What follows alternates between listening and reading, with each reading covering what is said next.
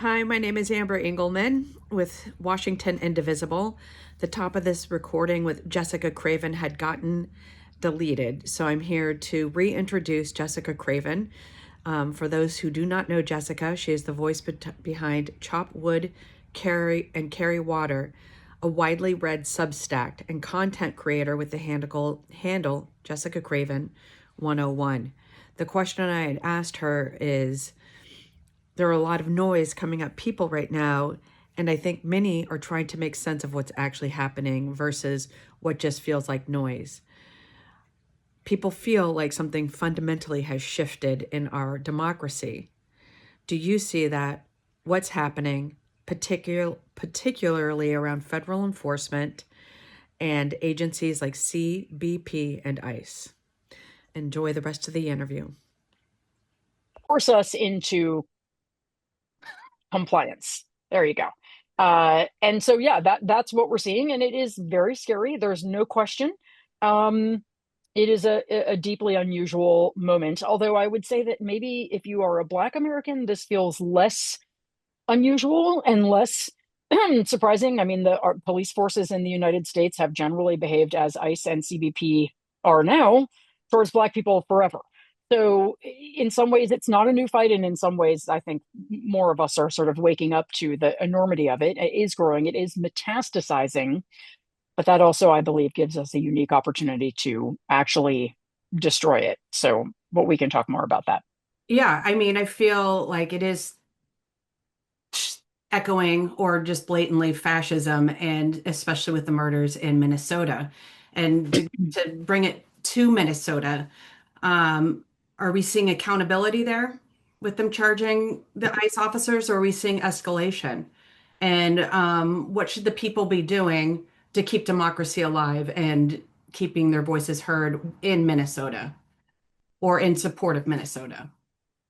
Oh, well, I mean, I think that there is a steady drum roll of pushes for accountability and that we have to keep that up. We're seeing some of it. We've seen a couple of officers charged, but I think obviously the real accountability is going to start when we regain power. And so I think we can support Minnesota by working our asses off to flip seats everywhere. And as far as I'm concerned, the midterms are happening now. Hmm. And it's not just the midterms, it is absolutely so critical that we flip state houses, that we, especially Minnesota, Pennsylvania, there are states where we're like one seat away from taking a majority or losing a majority. I think New Hampshire, we're really close. So I am hyper focused on state legislative races for November because the map drawing is bad now, but after November, there's a whole new level of it for 2028.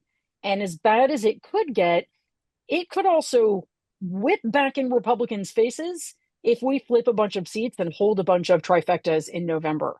I'm a huge advocate for the States Project. They have a plan. They know exactly which seats need to be flipped. I am personally trying to raise $100,000 for them.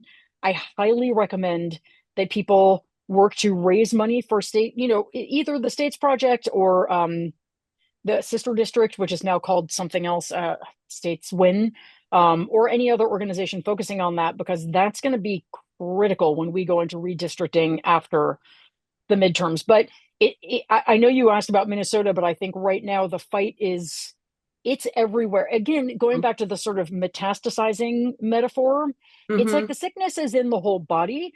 So Minnesota got attacked. Minnesota's immune system worked better than anybody could possibly have foreseen, or maybe they could foresee it, but we sure didn't.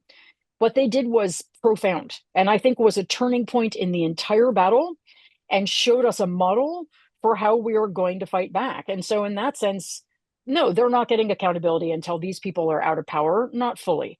But I think it is incredibly important that we keep accountability as the absolute goal for when we gain power again. Those of you who have seen Game of Thrones, and I'll stop with this, but if anyone remembers Arya Stark, on her list that she kept, like on the top of my list is accountability and consequences for every single person involved in this. And I Hmm. won't support a lawmaker who does not share that with me. I don't care what they're running for. That is at the top of my list, and I hope it's at the top of all of our lists. I think so. I know at Indivisible we are, and we are holding seminars and classes teaching people how to record ice so that in the event or when we flip, we can document and have a court case against people and hold people accountable. Yeah. Let's keep going with the midterms then. What are some of our biggest misconceptions as people? What are we buying into right now that we shouldn't? Or Oh, is there a lot of fear mongering, or is this true? Like, how vigilant do we need to be, and particularly in states in the South? well, what are we buying into that we shouldn't is the idea that we're going to lose. Just Mhm, stop. Like, stop buying into that. It's not mhm, true. And the idea that, oh, now that they're doing this map stuff, we're screwed. It's over for us. I can't believe the people I heard that from, like people who have huge platforms in the few moments after Calais and after Virginia were like, well, there go the midterms. I was like, are you kidding me? Now, fortunately, that's their voices turned out to be minority voices, and that's not true. And so it is very important for everybody here. I don't mean to lecture, but this stuff really works me up because it happens with every goddamn cycle. Is that Republicans tell us we're going to lose. They pull all kinds of stuff to make us feel like we're going to lose. And then we go, oh, we're going to lose. And then in almost every single case, except for the 2024 presidential election, except for that, in almost every other case, we win. And so it is we need to get a little bit more of that Republican bravado. They've got to like, oh, we're going to win. We're doing great. We're fantastic. Our economy is great. We're awesome. People love us. Whereas we're polling like wildly ahead of Republicans. Donald Trump is in the toilet with his approval ratings. Americans mhm. hate everything that's happening right now. We have the policies that people love and support. Whether or not they support Democrats is another question, but they love our policies, and we still walk around going, oh, I don't know. We also, you guys, we have us. Like, we have Indivisible, we have all of you, and that is the secret weapon that keeps working for us over and over and over again. And look at what happened in 2018. We flipped 40 seats, so right now we're at a 10 seat or so disadvantage with Republicans. When all is said and done, I don't think it's going to be that many.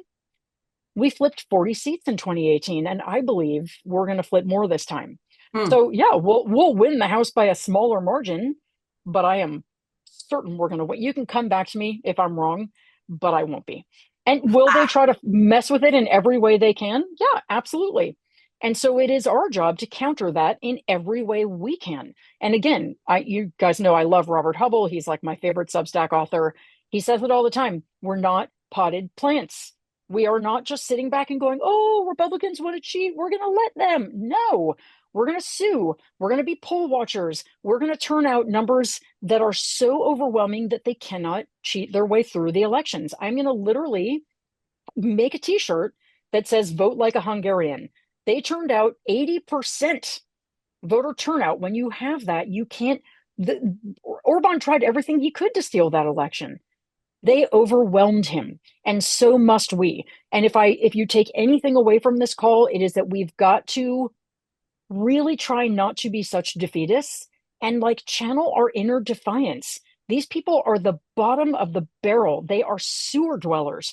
Are we really going to hand them our country because they want it so they can strip mine it, which is what they want to do? No, we are going to fight, and we have the majority with us. My God, Donald Trump is now at 70% disapproval on the economy. 70%. They think they're going to win the midterms. They are deluding themselves. And I Hmm. want us all to believe that and know that.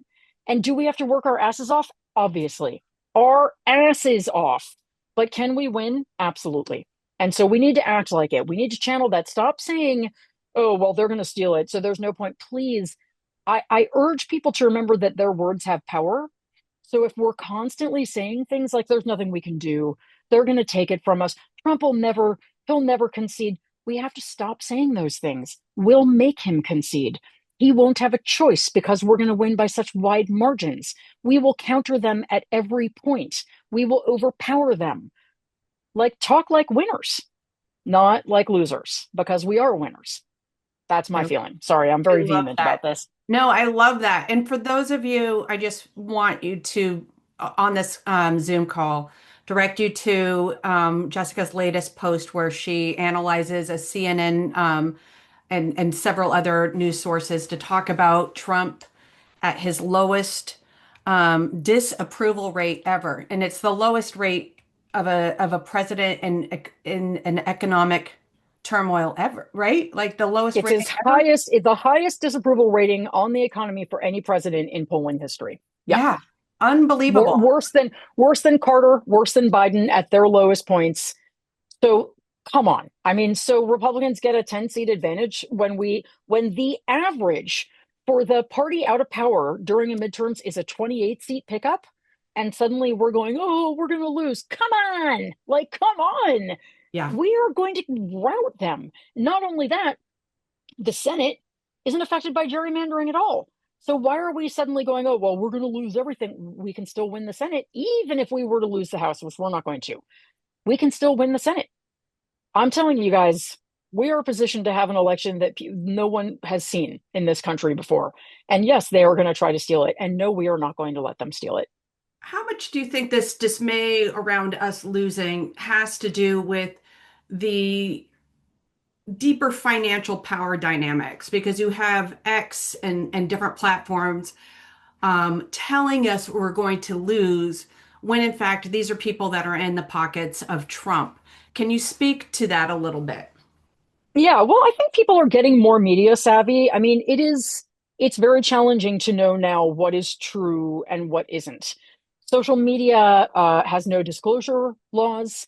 So and I know because I get paid for social media posts occasionally, not often, but sometimes. And like, there's no disclosure laws. And it's a very, I know people who take paid jobs. I would never do this, but for an organization like Polymarket, and then all they have Mm, to do is retweet something where someone is like saying something about Polymarket and they're getting paid huge amounts of money just to retweet that, like Polymarket is a credible source, not to say like use Polymarket. So that's one example, but we also know Republican influencers are getting paid a lot more than left-leaning influencers. A lot more. mm, Left-leaning influencers are generally not getting paid. It's actually more common that they're not. And of course, when we try to pay them, like what happened with Chorus, people freak out. So we're at this huge disadvantage because it's very hard to find a way to pay Democratic left-leaning content creators that left-leaning people are comfortable with. So, but the Republicans have no such scruples. So they're paying so many people so much. And then they're paying a bot, army to get on there and uh, provide misinformation, to put AI stuff out there. And also, and this is the thing I think they're so good at that we're not aware of, is just psyops. It's just getting us to fight with each other. I think after October 7th, they were masterful at getting people to fight with each other over Israel Palestine, which a lot of people were legitimately, that was a very fraught, very difficult time. But I think they fanned those flames massively. I yeah. think they fan the flames of anything that divides Americans to divide us more. Yep. And then they very much fan the flames of anything to divide Democrats. And so, but I think we're getting more savvy I'm hopeful that people are a bit more savvy. We used to think we could trust the New York Times and the Washington Post. Now we know we can't.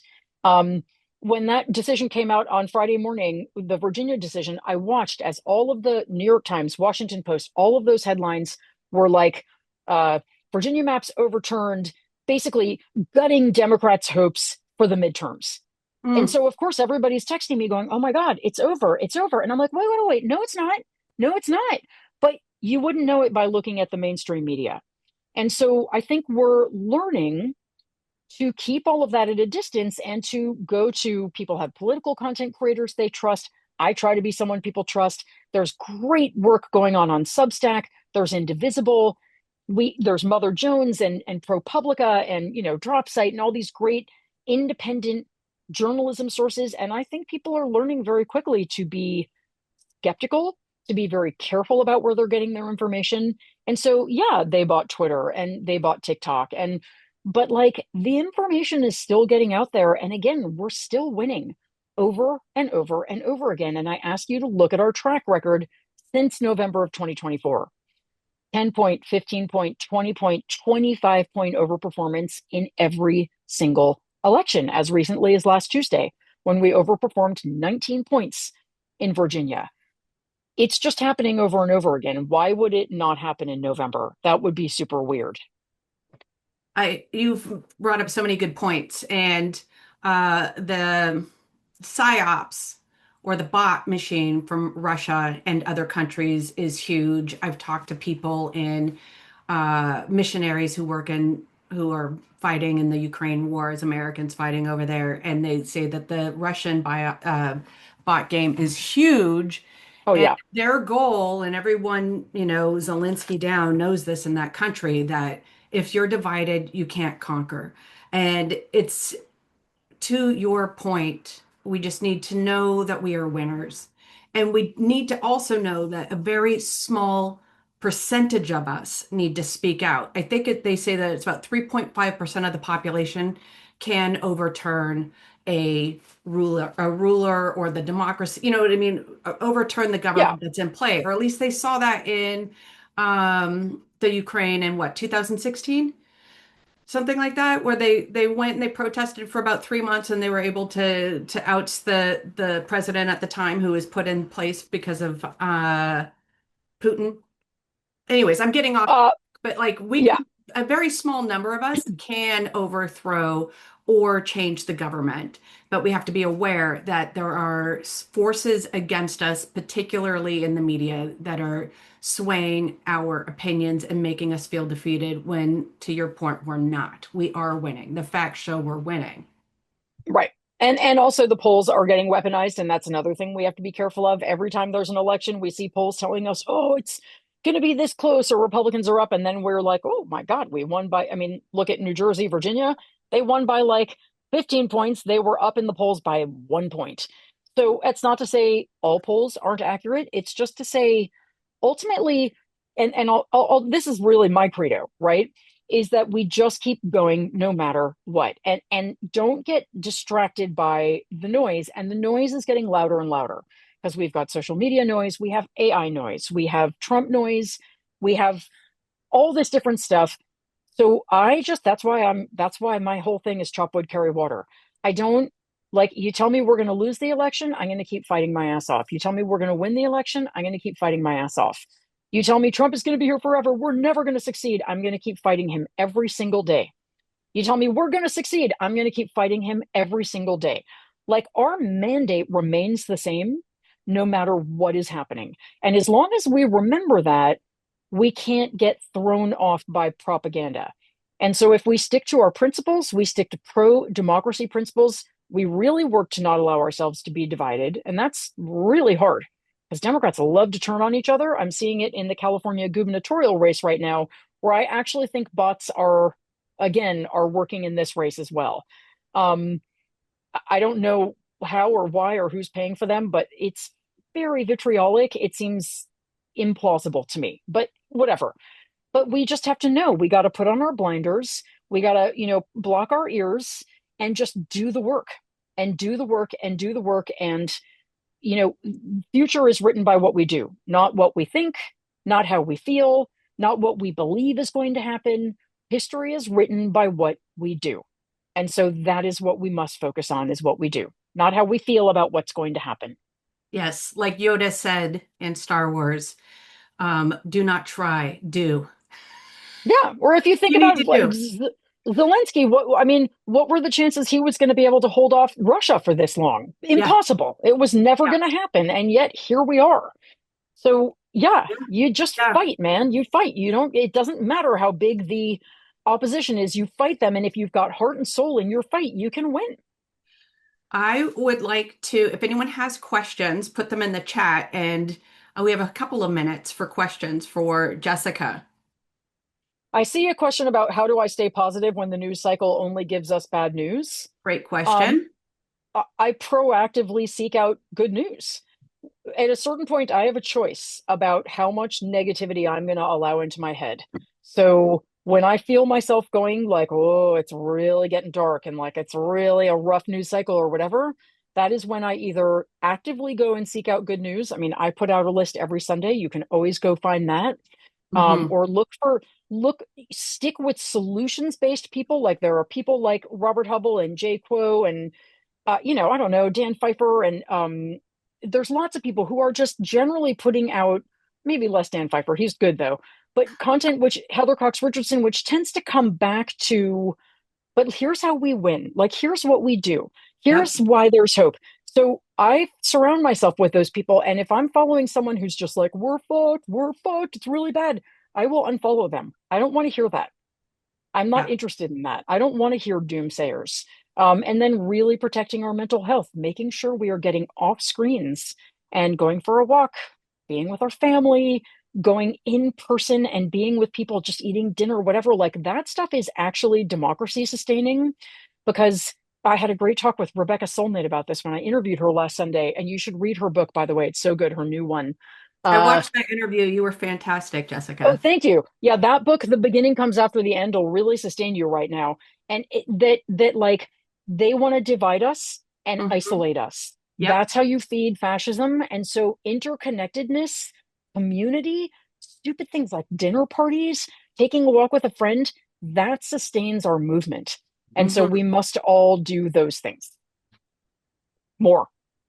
Great advice. Let's see if there are any more questions in here. We don't have to knock off at 4:30 either, unless you guys want to. I'm good for another half hour, so whatever you want to do. I'm good. What do we want to do, Vicky? I don't know how long, I don't know how they do these. This is my first one with Win. Even though I'm in Win Bellingham, I feel like uh they're all their own little pods. Let's go for at least another 10 minutes because I feel like the questions. We'll go five after so that anyone that feels like, you know what I mean? Like, oh, I'm going to miss out because I thought it was a half hour. They won't feel completely dissed. Um, There's some really good questions in the chat. yeah, Great let's questions. go for them. Question next door seems doomed by Republicans. Grievance about Ferguson. Next door, like the social media platform. I'm assuming it's next door. It's Yeah, that I don't go on next door. That's a horrible place. I don't know. Some places are just like it's like the Yeah, Twitter of. next door is actually delightful up here in That's Washington. great. Cops posted they found a kitten and the kitten was riding around with them in the squad car. Like That's cute. it's very charming in Bellingham, and I'm so happy to be up here because it is a positive place. Oh yeah, yes, next door. I have some question. Let's see. Robert, What about this? What is the best way folks from trifecta states like Washington can work, fight in other states? That's a good question. yeah, that's a great question. Go for it. Um, Yeah, I mean, that's when you get to put all of your energy into elections in other states. There is phone banking, there is postcarding.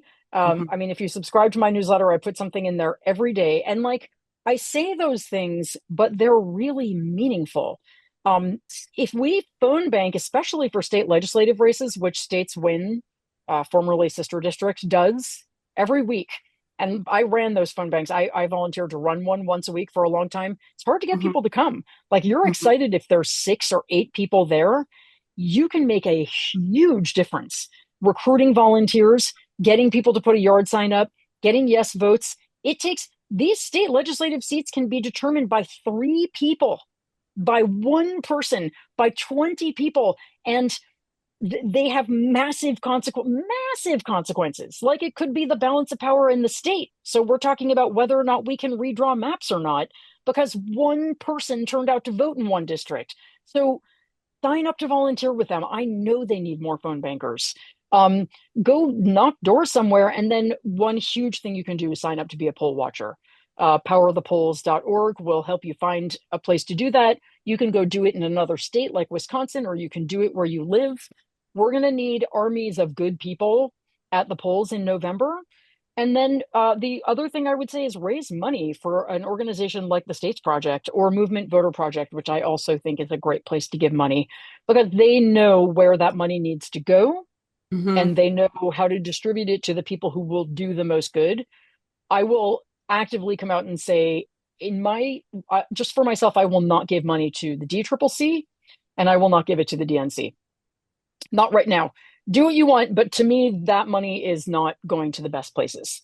Yeah. I don't like what the DCCC is doing right now, meddling in primaries, and the DNC until they release that report is yeah, no. That's Um, all good advice. We did something yeah. similar up here in Bellingham. Our goal was to raise $10,000 so that we could get one person out of ICE detention. And Oh, wow. the Women in Democracy held a dance party for Wow. middle-aged people. So it was 7 to 10, and they That's raised great. $20,000. So they were able to How get much? 20,000. Their Wow. goal was 10. And I think it's a great way to get community support. So many people Yeah. showed up because they're like, I can give $20 and I know I'm going to get someone out of ICE. That was our goal. But you can do it for many other things. Like you said, you can raise money for other things. And it feeling like you can interact and participate in a meaningful way is huge in taking away the despair. Like if you're feeling Yeah. despair or fatigue, join a small local organize, democratic or liberal organization in your area, or start one, and you will feel better about things. So sorry about that. I just was like, when you talked about the money, especially since you're Oh, raising yeah. $100,000, it's like that kind of stuff. Money is very, very helpful. Yeah. 100%. And then, yes, Supreme Court contests also. Gubernatorial races are going to be hugely important. Attorney general races, like we don't pay Mm-hmm. nearly enough attention to those. That's really the difference between whether a state is suing to protect voter rights or suing to take away abortion rights. Like they're hugely important. So there's so many different places to focus. It's amazing, really. Let's see if we can get two more questions in here. At least one more for Yeah, sure. And I'm going to let Bruce in while you pick a question because he's losing his mind. I don't know if you see him at the window, but he's been knocking this whole time. It's starting to rain up here. Yeah. who's Bruce? Say, Oh, Jessica, this yeah. is Kat. Wynn is happy to extend the call to you Oh, guys' okay. comfort level. So as long as y'all want to stay on, we would love to keep recording. Great. Wonderful. Thank you. And yes, a lot of people are asking about Oath. I love Oath. Brian, the guy who founded it, was one of the people who got on Instagram immediately after the Virginia decision and was like, you guys, we had been planning for this. We can still win. Here, I've got a fund for you. Absolutely. They're great. Brian and I partner a lot. I think he is amazing and I love them. Focus for Democracy is about to do their next meeting is going to be fundraising for the States Project. So yeah. Um, they seem great. They raise a ton of money, so they're also awesome. Anybody raising money for the States Project, I am on board. Yeah. Oh, it was yesterday. Shoot, sorry, but yeah, in general, their meetings are great. If we don't have another question, I was hoping we could shift over to talk about systems of power because that's something that we didn't get to.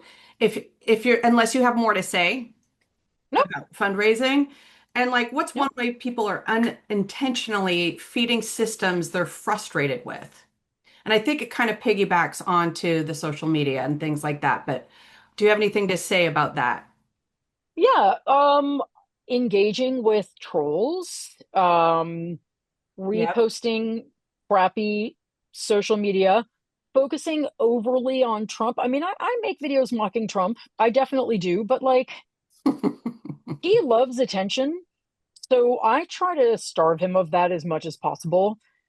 I think that we do all focus on like all the things that are wrong, but and this kind of ties into another question someone asked. I think it's really important too that we talk about a positive vision, um, and try to help people understand what Democrats technically stand for. I think that unfortunately, I feel very strongly that our leadership, Schumer and Jeffries, are repelling people from the party. And I wish to God they would step aside because they're not attractive. People don't want what they have, shall we Hmm. say. But I think that we can talk about taxing billionaires a lot, talk about climate change and taking climate action because clean energy actually polls really, really well.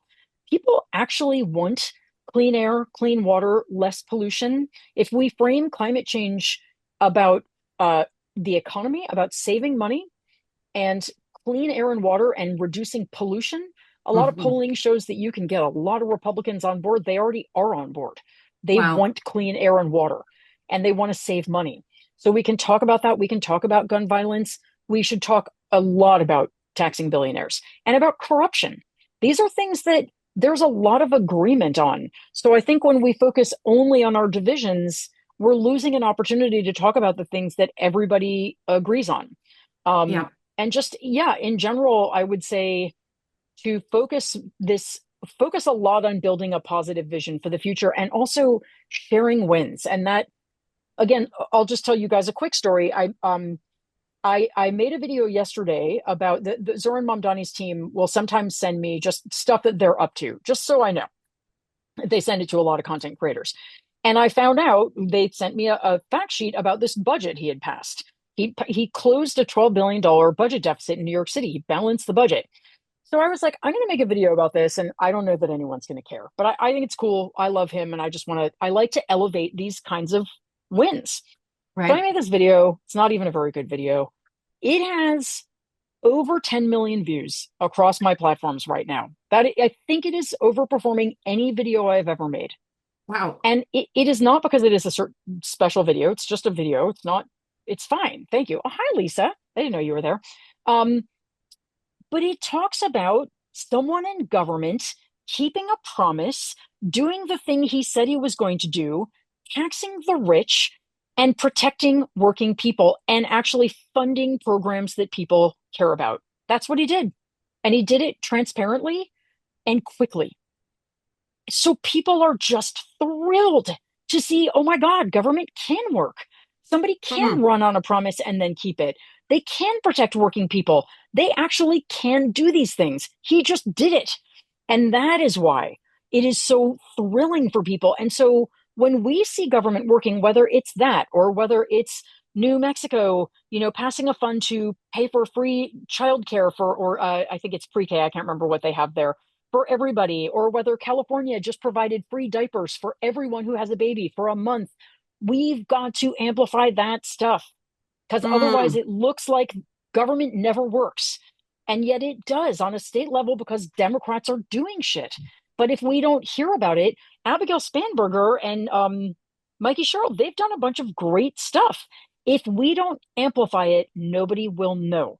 People are not getting information from the mainstream media. They will get it if they see it on social media, period. So we've got to amplify the wins more. That was That- something during Biden's administration. He did so much great stuff. I was trying to amplify it. We had other people trying, but he didn't know how to communicate it in a way that people could hear, whereas Mom Donnie does. But also, people weren't sharing it, and so nobody ever knew. And to this day, I'll tell people, "Did you know that Joe Biden had this whole free tax filing system that they put together that was brilliant and that was going to be rolled out in every state, and Trump just killed it?" People are like, "I had no idea. I Yeah. had no idea they were doing X, Y, Z, A, B, C, a million things." How can we appreciate that if we don't even know it's happening? That's a great point, Jessica. It's absolutely how can we appreciate it? And we need to illuminate those things. And do we see these billionaires doing the same thing with their money? Because they feel like if I don't have to pay taxes, I will have a philanthropy and I can do my pet cause, right? Like I'll put my money in my pet cause, but that's not democracy. Baloney. That's not true, and they don't And put it into they're their pet not doing cause. it. They don't Exactly. give any money. It's bullshit. Billionaires don't want to part with their money, and because money is power, right? And Yeah. as Frederick Douglass says, like power concedes nothing without a fight. It just doesn't. Yeah. People don't want to let go of their money, and they don't want to let go of their power. So we're gonna have to take it from them, and that's what Mamdani has done. Now he hasn't taken as much as he would like to take, but he made progress, and so I think we have to stop apologizing to billionaires. We have to stop worrying like, oh, if we come for their money, they won't donate to us anymore. Right. Yeah. They won't, but the grassroots will. Do you think Mamdani is worried about billionaires not donating to him? No, because we will all throw down for him. Yeah. The Democratic Party as a whole needs to shift their power source from money to the people. Mamdani sees it, AOC sees it, Bernie sees it. There's lots of Democrats who see it and will always be taken care of at the polls and in fundraising because we will give to them. But there's this old school Hakeem Jeffries. Why is he still speaker or minority leader? Because he's a great bundler, because he raises Mm. a lot of money, and they think they need that, but they don't. The irony is we won't trust them until they stop taking money from those people. So it's a difficult moment, and the billionaires are going to fight tooth and nail. and we're going to have to fight back. And yes, someone asked about transgender issues, wedge issues. Yeah, whether it's transgender or whatever. Did you see Zoran Mamdani back off on trans issues? No, he leaned into it. He appointed a transgender person to his, not cabinet, but whatever you call it there. He talked about LGBTQ rights and trans rights in his campaign videos. He talked about trans history in the city. And he won. That no one is looking for. Everybody understands that trans people are not the problem. I mean, will they get a couple of Republicans to? Well, sure, maybe. But like, no, we need lawmakers who have the courage to lean into their convictions and to be unafraid. And I have a trans kid, so I am extremely clear on this. Do you know what it meant to my kid when they saw that video by Zoran Mamdani? It was huge. So yeah, Mm. we need lawmakers who are unafraid and lean in and embrace. Mamdani's got this like love thing going on. He's not the only one, but he's really good at it. And I'm telling you, if we can get to a politics of love and connection and embracing everybody, we can beat that hate with that. I am convinced. I know it sounds airy fairy and like it's not about politics, but people are dying for inclusiveness right now. Yeah, and I That's think my feeling. to go back to our earlier point was they separate us. We're no longer strong and we can't topple them over, period. So if we feel separate within the democracy, whether we're Republican, Democrat, and then all the splinters within each Democrat and Republican, it's intentional, right? It's keep us divided, keep us Yeah. preoccupied with anger. One of the things that keeps rattling around in my head is just this idea that Democrats are weak. I keep seeing this in media, and I want to know what you would have to say to that because they say Democrats are weak, and if the Democratic Party was strong, then they would be able to defeat the Republicans. Where is this information maybe not necessarily coming from, but how do we defeat it? Because obviously we're winning elections and winning different battles along the way. So is this coming from? Is it just propaganda? Are we weak? Well, there's many answers to that question, but I think it's tripart, is that a word? Answer, which is that our leadership is weak, and that's a huge problem. And I talk about this constantly because I think that Chuck Schumer and Hakeem Jeffries are single-handedly doing more damage to the Democratic brand than almost anybody or anything else. Wow. I think that if we got them to step down, it would be a sea change in Mm. support for the Democratic Party with new leadership. I can't even tell you, my kid is 16 years old. They hate the Democratic Party. I mean, they understand that the Democratic Party represents their interests and that they would vote for them in an election, obviously, but they will never register to be a Democrat because they don't see Democrats as they see them as Chuck Schumer and Hakeem Jeffries, and they can't Mm. stand them, which is true of every young person I know. So if we want to embrace the future, we need new leadership. So the leadership is weak, yes. Having said that, Democrats are in the minority. And it is really important to make people understand also that there is very little we can do when we do not have majorities in either chamber. And we don't have majorities because what was it, 90 million Americans decided to not come out and vote. And elections have consequences. We lost those chambers by what? Like it's a ridiculously small number of votes in 2 states or 3 states. People chose not to come out and vote.